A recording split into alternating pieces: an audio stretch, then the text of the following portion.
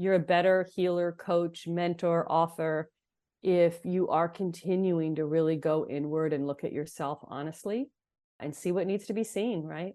It's very easy to kind of want to have power over people. And if you haven't worked on that part of you that might want that, it's easy to set yourself up, right, as someone's savior. And really, I believe that empowerment is about helping someone to use tools themselves, right? Like ultimately, they move on from you with what you've taught them. You are now listening to the podcast where authors inspire listeners to become authors, the Going North Podcast. I'm your host, certified self-leadership trainer, best-selling author, and book enthusiast, DomBrightmon.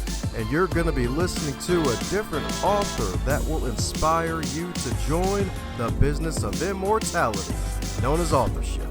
Now let the fun begin.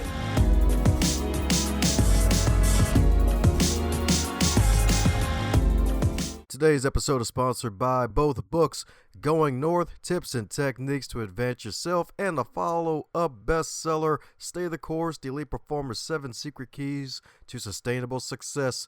Head over to Amazon.com, pick up both books. They are available in a trifecta of paperback, audio, and ebook. Cop all three of both and be on the lookout for another book from yours truly to help podcasters succeed. Now let's get on with today's episode. And today on the highlight reel builder for authors known as the Going North Podcast, we got another super special, awesome human for you today, courtesy of a wonderful site known as podcastguest.com, a wonderful site where folks aspiring to be guests on podcasts can have their own digital one sheet that everybody on the interwebs can see, so that way they can be possibly invited on shows. And if you're a host, you can have your podcast sent out to thousands of wonderful subscribers and they get to reach out to you. And then if you're like this guy right here who had to sift through darn near 300 people, and it's like, oh man, it's going to be interesting. But we got one heck of a needle out of the haystack, because this needle right here is made out of diamonds, y'all. That's right indeed. Diamonds, pearls, and heck, maybe even platinum indeed, because she is a wonderful mom as well as a wonderful wife, an energy worker, certified meditation teacher, and workshop leader. So let's give it up for the lovely and energetic Lisa Erickson. How you doing today, Lisa? I am great. So happy to be here. Can I play that part for my kids and husband about being a wonderful wife and mother? Oh, sure, play as much you want. Okay. I'm sure some days they feel that way. I can't promise every day, but we do our best. Hey, folks need reminders every now and then. And besides, it's better than the other option, folks. Like, hey, Yeah, I got that's this true. big coach bag I want to stick you in, buddy. I need you to introduce me everywhere I go. Like, hey, come on. I'm one Yeah. guy here. I'm Yeah. bigger than one suitcase. I'll take your word for it. You have a big presence that I can feel already. So yeah. I blame the chocolate for that one. Me, it's caffeine, but yeah. I knew I had a good feeling about you. Well, hey, the good news is, as good as introductions are, they're not allowed to be 5,000 years long, and are probably only covered, I don't know, maybe 3 months. So my goodness, mind filling in any cavities I may have missed about you, Lisa? Well, as you mentioned, I'm an energy worker, which for a lot of people may be sort of, what the heck is that? I help people work with their energy bodies on mental health issues, emotional issues, sometimes physical health issues. And I work a lot with women in particular, although I do work with both men and women, on abuse, healing from abuse, and how to restart your life after that, and a lot of other themes around that. That's what I'm talking about, indeed. So what got you into energy work? Was you seeing fairies at the age of 13? You're like, yep, I'm going to put on my angel wings and join the party. These folks aren't ready for this type of woo-woo. You know, it's interesting. I probably was and don't remember it. I think a lot of us when we're young do have experiences. We're much more fluid. We do have experiences with sort of what would be considered the unseen in various forms, but we then learn to block it out. And I definitely did. And I didn't come back to it until my 20s, when I was actually in a technology career in New York City, working long hours, very stressed out, and had some health issues. The doctor could not figure out what was going on and said, I think this is stress. This is 35 years ago, so that's still sort of unusual that he would recommend a yoga or meditation class, which is what he did. And I found one, and it turned out it was what's called a chakra meditation class or an energy-based meditation class. You know, there's a lot of different kinds of meditation. And that did sort of all of a sudden open me up to this whole realm of things I'd been sensing that I didn't really realize. And I realized I was an empath, and I was taking on a lot of energy from others. I stayed in my technology career for quite a while, for another decade, but I was starting to study and gradually migrate over to what I do now. Sweet. That's what I'm talking about indeed. That's what I'm talking about indeed. Yes, indeed. So did your technology career take you to California? No, I was still in New York at that point. My husband brought me to California. He's a California boy. We met on the East Coast. And then when we married, so this was really my mid-30s by then, we moved back to where he had been raised in Southern California, just south of Los Angeles. Ah, there you go. Probably had a spiritual buffet once you got there. It's definitely a spiritual scene out here. There is a yoga studio on every corner for sure. And there's, you know, really kind of every spiritual modality you could imagine, right? So in that sense, it's fun. It can also get a little bit shisty, like people are sort of selling, everybody's selling, right? And so you kind of have to sort through what is real, what works for me, what's true, you know, what's really feels true. Yeah, that's the sad part about it because it's like, oh shoot, I can freaking monetize and turn this into a freaking business and not even be about it. Let me say love and light, and I'll speak the language and make Yeah. $1 million, maybe. Oh wait, inflation, California. I'll maybe make $10 million. Yeah. No, you're so right. It's really is all about motivation. And I think that's something I'm always trying to stay in alignment with, right? Like, why am I doing this? I'm trying to help people. Yes, I need to be paid. That's okay. But how do you do that in a way that has integrity, where everybody's benefiting? I always offer sliding scale options. I always have a certain number of clients who are paying on a sliding scale basis. Personally, that's kind of how I do it. And everyone has to figure that out for themselves based on their own life circumstances. Every healer has to figure that out for themselves, how to balance that, right? Like monetizing and helping people. Definitely can say that again, indeed.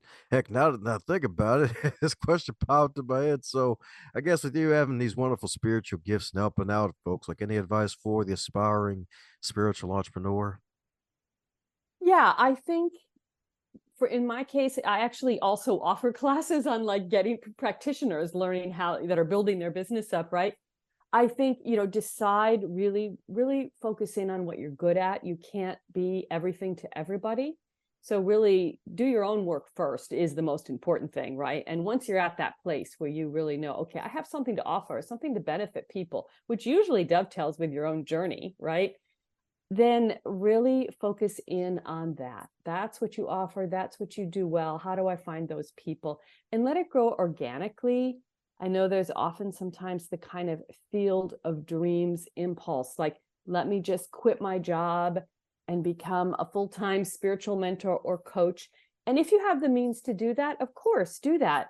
But I've also seen a lot of people get triggered into very difficult financial circumstances because that created so much stress. So it's okay to let things build gradually. And that is what I did.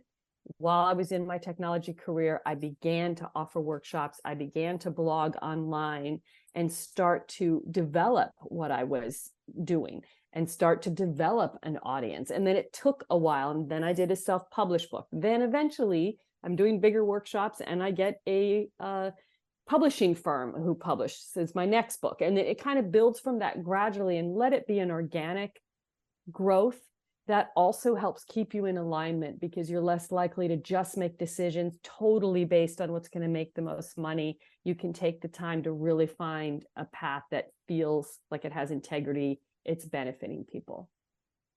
Sweet. It's right, indeed. Benefiting people. You love to see it. You love to see it.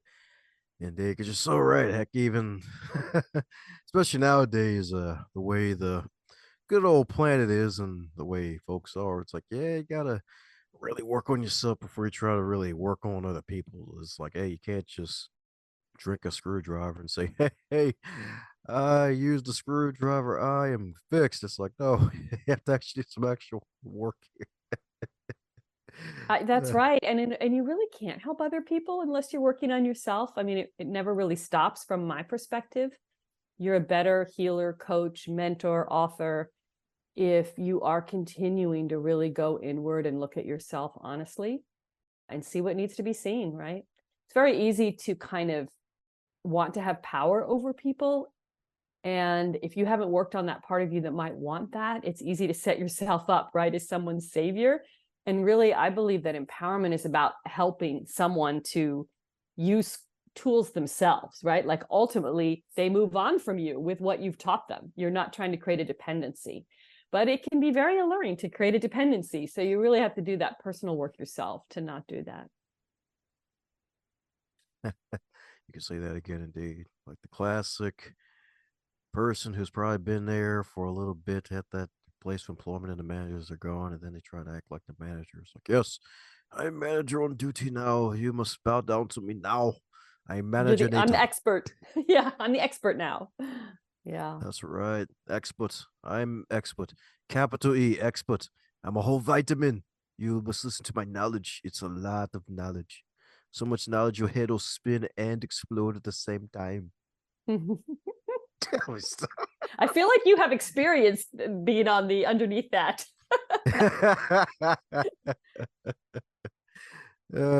Not long enough, thank God.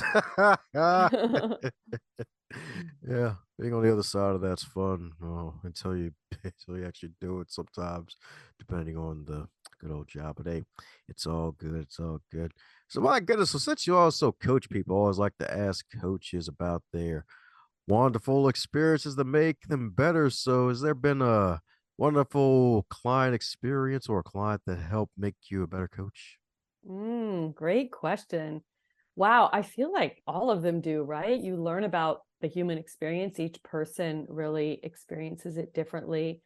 I think because I work with a lot of individuals who've had trauma in their life, I've had clients who really help me understand times when I thought I was being helpful and I was actually maybe pushing them too hard or judging them but didn't realize it. And what they really needed from me was just compassion and nurturing. You don't always have to fix it. Sometimes it's not about fixing it, even as a healer. It's just about listening and being that non-judgmental space. And it's okay to just be that, not feel like you have to jump in with the tool or the thing that's going to fix it. Because if you think your job is to fix it or fix everyone, then if someone's pace is a little slower, they're working through something, you can start feeling impatient with them and they will feel that. And that isn't helpful at all, right? So I think that's something I've had clients in my early days really help me to understand, and I'm really grateful for that. I think I've had a lot of clients with a lot of different backgrounds, diverse in every way, sexual orientation, gender, race, class, economics, everything. And everyone really shows me how unique the human experience is, and lets me kind of drop any judgment, right? Just meet everyone where they are at, listen to what they're saying. So I'm really grateful for that. I think that's what this job has really shown me is the incredible uniqueness of human experiences and how to just be present with that. That being present. That's right indeed. That's right indeed. It's like, all right, cool. We're about to fix them today. I got my Bob the Builder construction hat. That's right indeed. I got the kitchen sink. We're gonna do everything and the kitchen sink. They're gonna have 30 chakra wheels when we're done. And then it's like, oh, they just need listening. Oh, okay. I'll put the kitchen sink back now. Darn. Let me stop. Yep, perfect. Exactly. You got it. Wow, you really have a gift. I love it. I love also witnessing people's gifts. So it's hard for me. I'm listening to your rhetoric and I'm like, oh yeah, such a gift. So I have to step out of that role and just be the guest. Oh, don't worry. It could be a dance if you want. It's right indeed. It's right indeed. Switching positions, all the good stuff. That's right indeed. That's right indeed. Because, yeah, that's the good thing. Because at the end of the day, we're all human. And the thing is, it's like, hey, sometimes you got to be a regular. Hey, man, don't have to always be the metaphorical master or guru on top of the metaphorical mountain. Sometimes you just gotta listen to him. You don't have to give him everything. Don't have Yeah. to give him everything at once. That's right, indeed. That's right, indeed. So, my goodness. So, when did you decide to join the business of immortality? Because you got a couple books out there, even were able to do the actually go both routes. One self-publish as an indie author, and then, if I'm not mistaken, have a publishing house pick you up, right? Yeah, and I have 2 books out with a publishing house. Yes.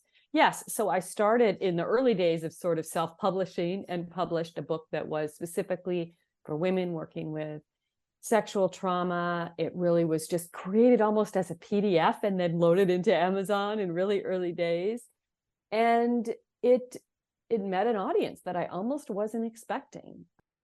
Really, it grew out of workshops, and I think that is the way that I write, meaning I'm more of a talker and maybe a teacher than a writer. And so often when I'm writing, I actually speak as if I'm speaking to an audience and transcribe it and then work on writing it. So for anyone out there who maybe feels that same way, that's a great process for working. So both of my first 2 books really came out of workshops that I was leading, where I then thought about how to transform those into books where people could benefit from that material if they were reading it, which meant in terms of guided meditations, I needed to figure out how to write that out in a script that would be helpful to people, in addition to describing how they would use it and when and how it would help them, and give examples from workshops I had led and clients I had worked with of stories and how people had transformed through the work. So that's really, my books really grew out of that and grew out of a desire to kind of expand who could benefit from this kind of work. And then they also became a way that people come to me for more work, right? It's sort of a brand development step.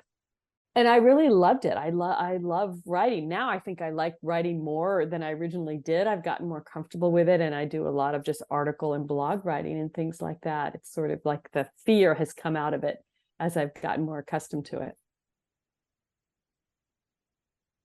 Me like indeed. Me like indeed. That's right, indeed. Because, hey, I love the early version of Lisa that you mentioned earlier, who would basically take her workshop content and turn it into good old book content. Because, hey, that's probably an easy way to write, especially for those who are speakers and prefer to speak their content into existence and transcribe and have someone polish it up for them, because it makes life a heck of a lot easier. Yeah, that's a thing. And so many people really have so much material and they just don't realize it. And the idea of putting it into a book format becomes overwhelming. But if you just sort of speak on one topic after another and then get it transcribed, which there's all these transcription services now that do this very well. And of course, you can even just use Microsoft Word voice, right? But I had better luck with actual services. They do a better job in terms of getting it into a readable format. And then from there, a structure kind of emerges like, oh, this goes with there, and I'm going to move this over here. And these chapters, all these topics all go together, and then these chapters all go together. And the structure will become clear. So you don't have to have necessarily this, big picture before you even start of how the whole book is laid out, which I think is sometimes where people get stuck. They feel like they should have that vision. And it's okay not to have it from the start, and just talk on topics that you have to share about and let the structure emerge from that as you're reading what you've come up with. Oh, yes, right, indeed. It's like she's got this divine inner compass and she's been in the flow. It's like, yeah, I got this good old experience as a technology executive. And I was like, hey, let me jump into the alligator swamp and Mm-hmm. take over the world. But not yet. Let me build up my wonderful brick house so the big bad wolf doesn't blow it over, and then jump ship. And then now I get to create all this magical content for folks to devour and be empowered by. And now she gets to be Wonder Woman level 2. Metaphorically. Yes, I feel like I'm heading into Wonder Woman level 3. I think that's I don't know, I'm 56. I think like I'm heading into my wisdom years, right? I'm hitting that third phase of life, hopefully, that I get a whole third phase of life, right? None of us really know.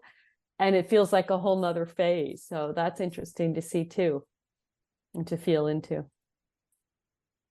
Heck yeah. And besides, the good news is you'll probably get a third wind anyway, because the thing is a lot of folks are living a lot longer in spite of whatever negativity's out there, and folks are putting some younger folks to shame. We got folks in their 80s getting their college degrees, and some folks being fitness experts in their late 70s. It's like, oh yeah, they're kicking all sorts of butt indeed.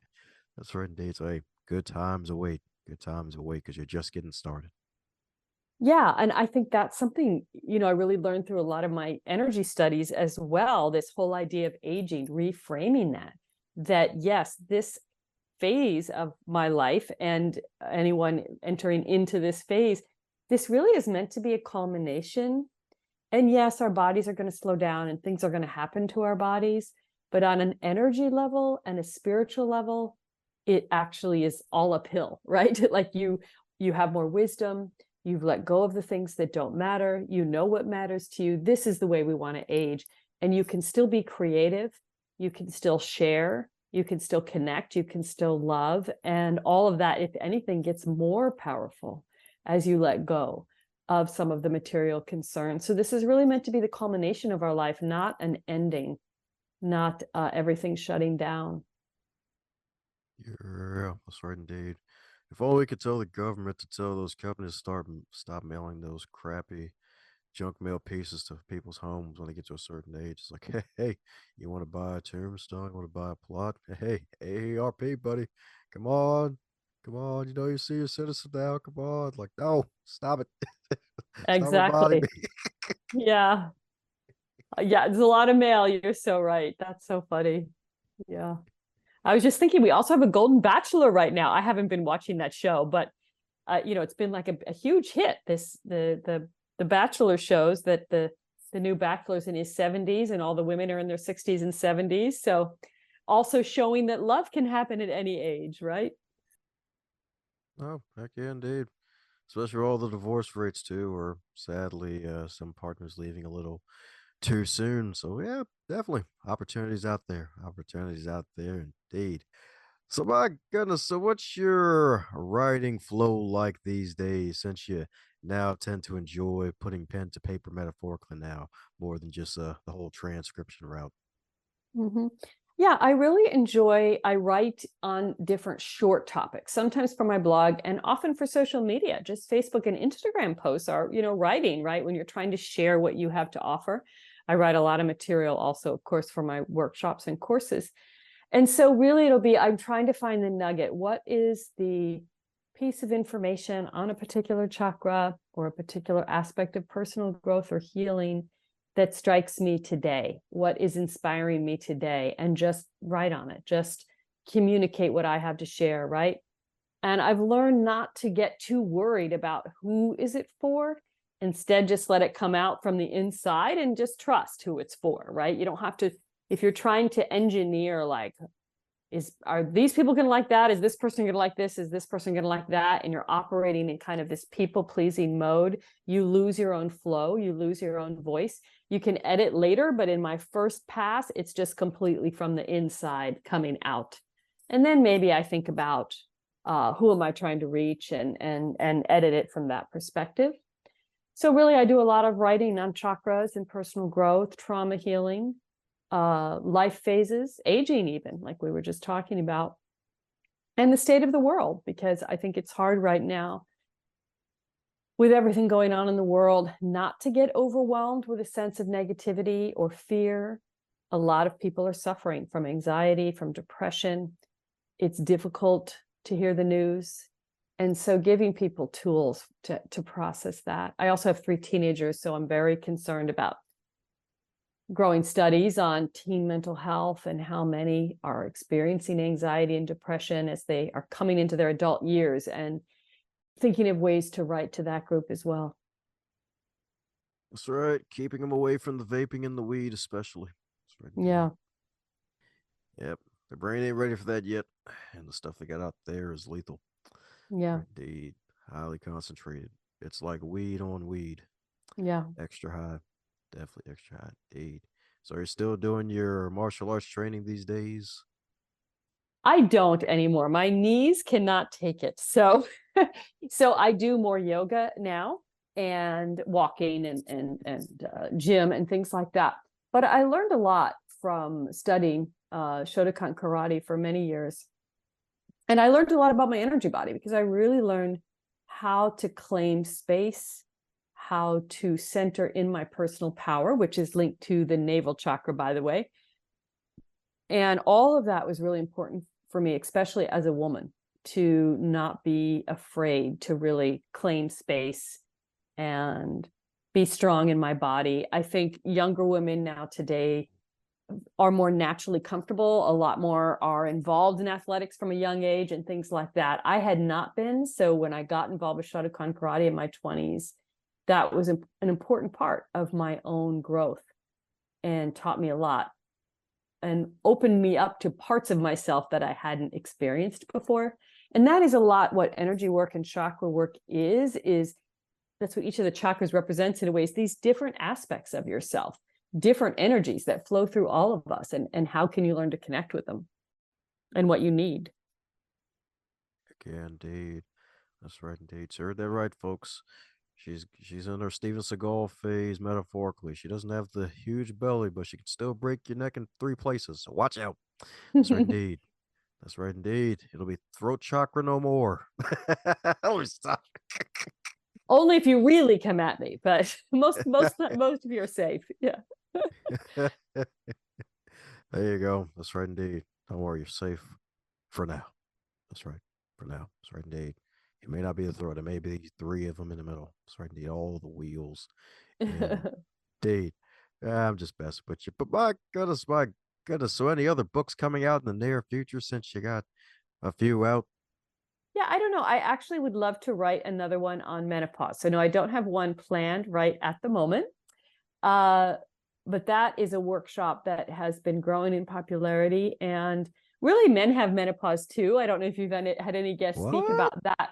Yeah, well, in terms of having hormonal changes that are tied to kind of your mid 40s to 50s, there are hormonal changes and they really impact your body, they impact your emotional state. And it's the same for women. Now, for women, it's more pronounced, right? We have more pronounced hormonal cycles, but there is a spiritual, like with everything, there is a spiritual and energetic component to it. So learning how to work with your chakras during that time can be really beneficial in terms of using that phase to grow into age right? Like it's like that's when we make the decision how we're going to age. Are we just going to kind of settle in, almost give up and just kind of never change again, not learn anymore, right? Or are we going to continue to grow and learn, pushing through our boundaries? And you can sort of see this maybe if you look at people in your life, people who have aged one way versus the other. Uh, well, I guess the men are on pause, huh? Yeah, they can be. Often, with men, we think of the midlife crisis, right? Like the stereotype is acting out in some way, getting a sports car they can't afford or having an affair as they struggle to come to terms with aging, right?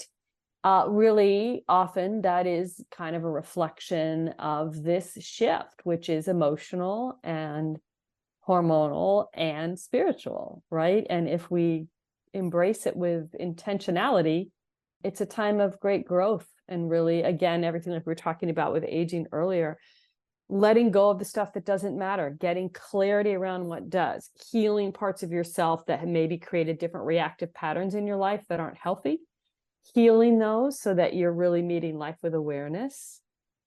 And then as you move into your 50s and beyond, you're living in a different way. You're really living with your wisdom front and center. Yep. Interesting indeed. So something to check out later. That's right indeed. Because I heard a stand-up comedian jokingly say, man, can have a period too. I've heard that before. But the menopause, that's definitely new indeed. So my goodness, so since you've been on quite a few interviews, is there a question that you wish folks would ask you more often? Well, I think I always love to introduce people to the chakras. So I'd love that if they would just ask, like, where do I start or what should I do? Should I answer that? Oh, go on ahead. Yeah. I think, the chakras are energy centers that we all have. And although chakra means wheel, which you already know because you've mentioned that many times in ancient Sanskrit, which is ancient Indian language, it isn't a technology that is just for a particular religion. It's interesting to note that cultures all over the world have had mappings of an energy body, or this idea of energy centers in our body, across all different cultures and phases of history and spiritual traditions. And although they use different words for it, it's amazing how many similarities there are between them. So from that perspective, it's really just like a part of us, like our physical body, that we can learn to use. We can learn to tap in to the energies. And I think the best place to start is usually with your heart chakra, which is right in the center of your chest, beneath your breastbone, and just imagining a gentle light there in your chest, focusing on someone or something that you love and feeling that warmth and letting that warm up your chest, and just breathe into that space and give yourself a few minutes resting in that heart light. And that is the simplest, most accessible first chakra energy work for many people. And then from there, there's so many more things you can explore. But I always say to people, just have an open mind and give it a try. Don't judge it sort of conceptually, just try it personally and see if you feel something after a few days or a couple of weeks, and then you can explore more from there.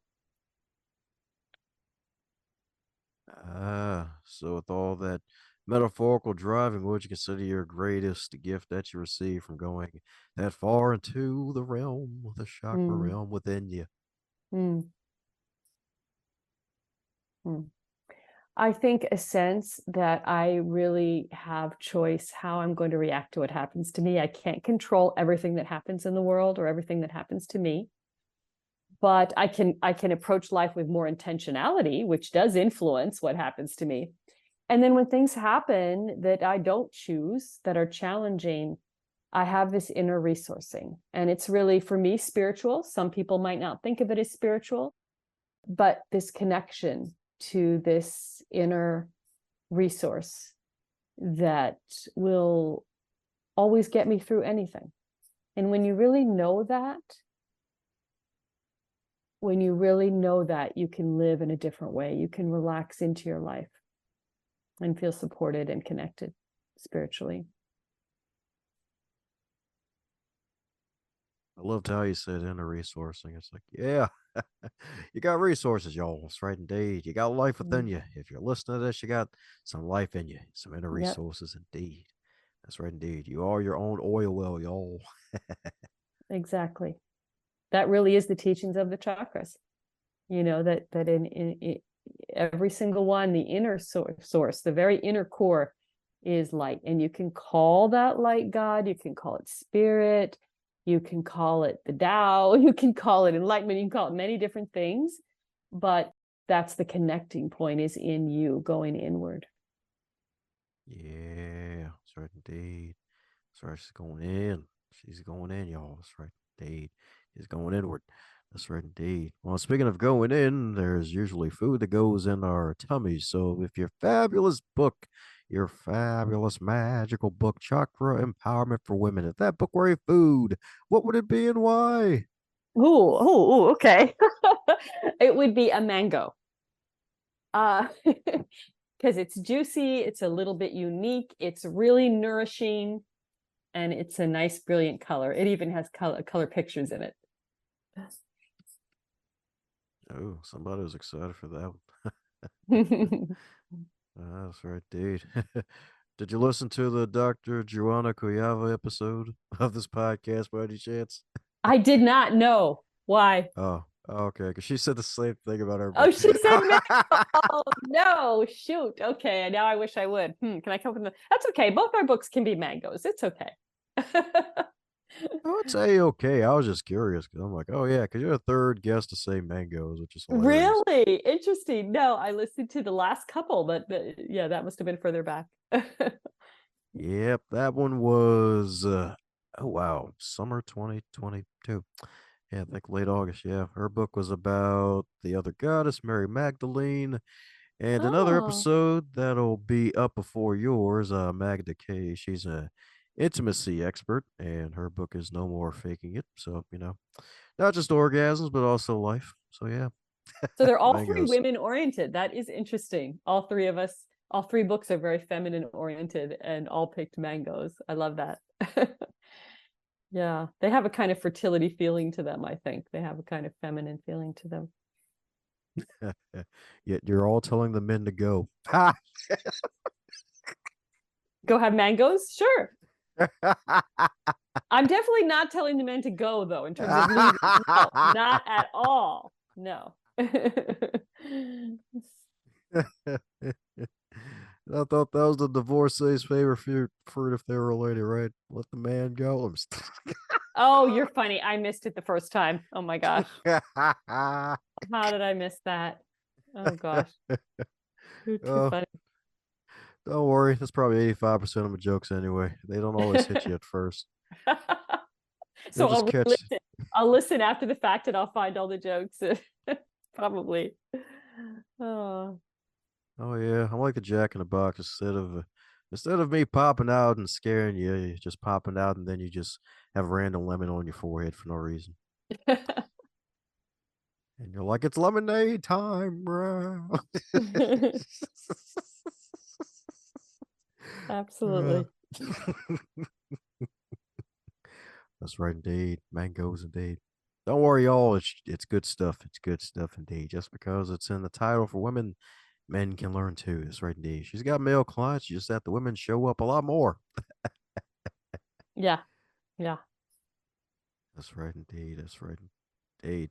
So, my goodness, we're coming down to the magical question that every guest gets to receive. And that is if you're to wake up tomorrow and you were 25 again, but you're still in the current year, what advice would you give to yourself? Mm. Relax. It's all going to be okay. And find the moments of joy in every day, no matter how small they are, and focus on the people whom you really love, who you really care about. Not what the other people think, but the people that you really love, that really are your people, your support group. Focus on your connection to them. So I think that would be it, the moments of joy and the love around you. And get off your phone. So, which of course we did not have when I was 25. But so coming back now, I'd be like, why is everyone walking around with these things? So put those down. Put those down is what I would say for a few hours a day at least. Heck yeah, that's right, indeed. Focused on screen time with the TV. Nah, fam, with your phone now, buddy. That's Yeah, TV was right. nothing, right? TV was nothing compared to this. Yeah. Yeah, the whole world's your fingertips. And plus, the good news is you'll make your husband basically a cradle robber. Yeah. Yeah, he just turned 60, so that might be a little creepy, but oh, well. Just for everybody else. Let me stop. Yeah, okay. We'll stop with the metaphor there. It was just a metaphor. Yeah, it is. I'll just like mess with people with that one because they never think about the whole entirety of it. And some folks be like, "Hey, sweet, all right, this will be hilarious." It'll make them feel bad, but in a joking way. It's like, "Oh, I might make a run for it." Okay, I'm going too deep. No, let me come back for air. Yeah. The kids are creeped out now. They're like, "Hey, why does mom know all of our slang again?" Yeah. We Yeah, gotta now I eat just her. embarrassed them. Oh, heck yeah, indeed. Heck yeah, indeed. Well, the good news is folks only got to hear, I don't know, 0.05% of what the lovely Lisa has to offer. So for those who need to dive into other 95 point, or should I say the other 99.5% of what you have to offer, what's the best way for folks to do so? Go to enlightenedenergetics.com, or you can go on Facebook or Instagram at Chakra Empowerment.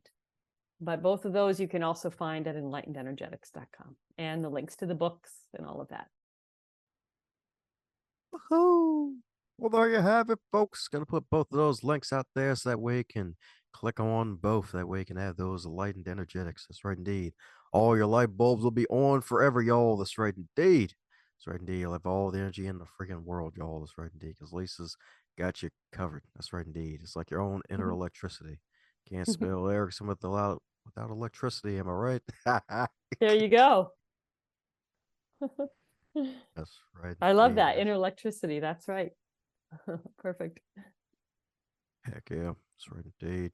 Because she's a conductor, y'all. She teaches, she coaches, she writes, she speaks. That's right indeed. Elisa of all trades indeed. So my goodness, any parting words before we close up shop? No, just thank you. This has been a pleasure. I love your brain and I love your gift with words. And I really appreciate you featuring authors and coaches and the lovely world of books and personal healing and spirituality and all of the above. If you're hearing this part of the episode, that means you're one cool individual. Thanks a bunch for tuning in, and if you enjoyed what you heard, be sure to share it with at least one other person in your network. Bonus points for 3. And be sure to check out the backlog too while you're at it, because there are hundreds of wonderful episodes to choose from as well.